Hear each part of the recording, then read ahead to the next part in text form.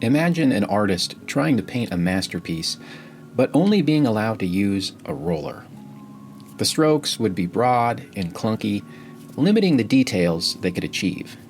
But then, someone hands them a fine-tipped paintbrush, allowing for smooth curves and intricate details. Now they can paint a masterpiece. Something similar happened with the release of the Nintendo 64 and the mainstream introduction of the analog control stick. It gave players the precision and control needed to move fluidly in 3D gaming spaces. But where did it all start? And why did the need for the analog stick become so important? Let's dive in to the history and evolution of analog controls.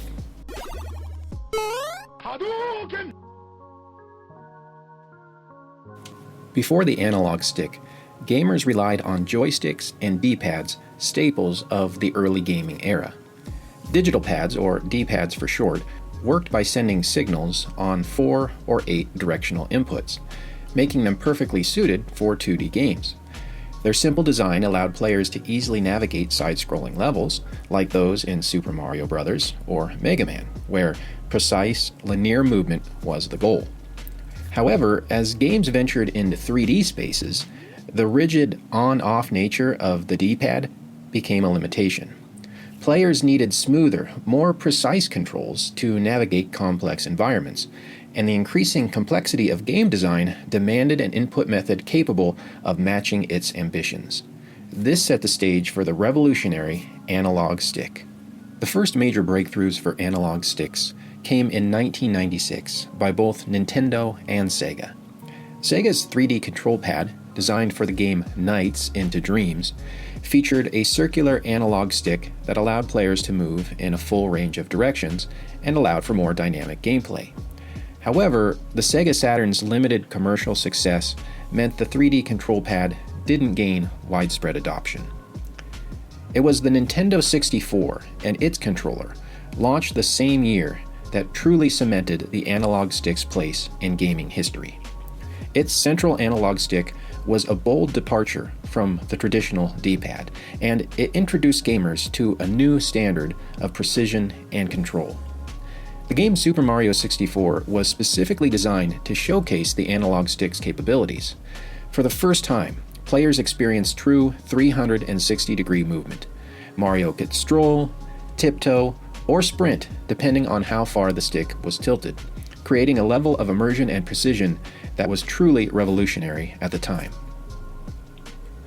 Other early Nintendo 64 games also demonstrated the importance of the analog stick. Titles like Pilot Wing 64 used the stick to simulate the nuanced control needed for flying, while Wave Race 64 showcased how the stick allowed players to navigate watercourses with precision, feeling the subtle weight shifts of the watercraft in the movement of the waves. This wasn't just about moving in more directions, it was about immersion, making the experience feel more lifelike.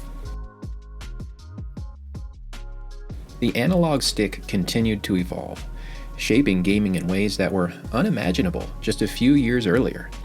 In 1997, Sony released the dual analog controller, which laid the groundwork for what would become the iconic DualShock controller. This innovation introduced twin analog sticks, allowing players to independently control character movement or camera angles. This set the stage for how players engaged with first-person shooters and open-world games, giving rise to groundbreaking mechanics that became standard in the industry.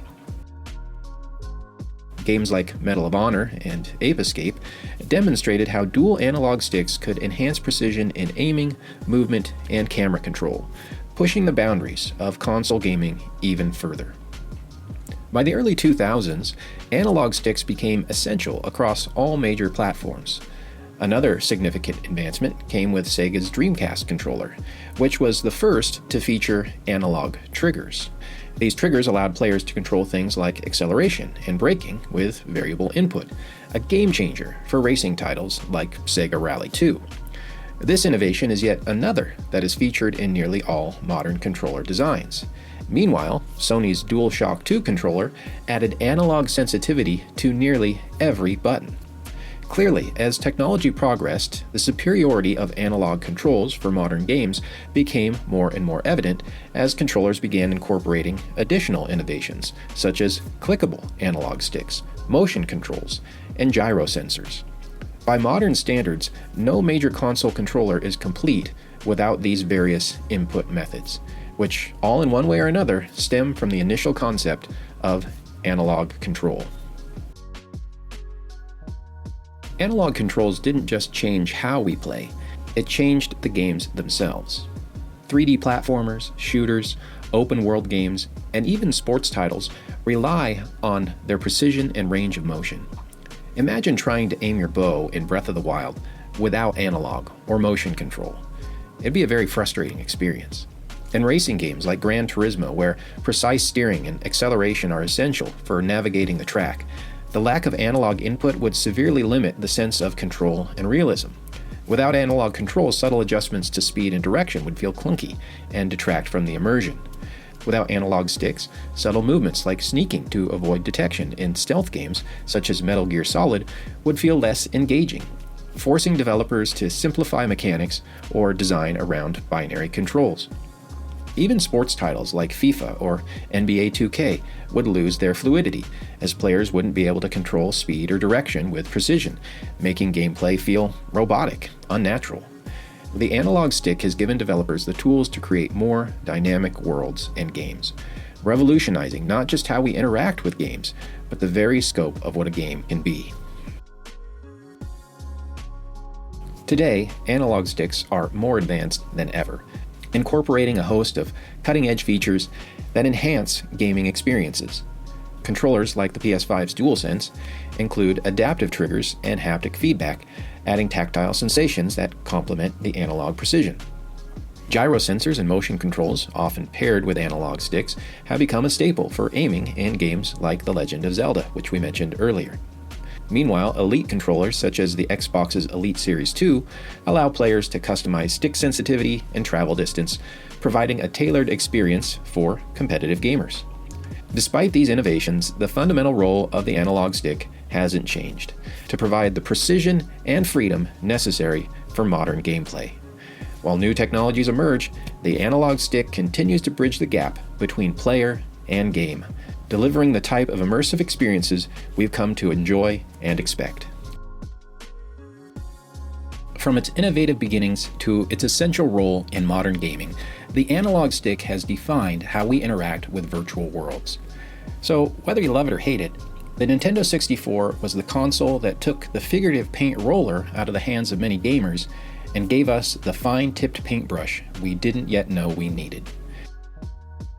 So were you alive to experience the birth of the analog stick? What were your initial impressions? And what do you think gaming would be like today if controls were still all digital? Let me know your thoughts, and please feel free to let me know if there's anything I missed. And if you enjoyed this content, well, you know what to do. Thanks for watching, and happy gaming, my friends.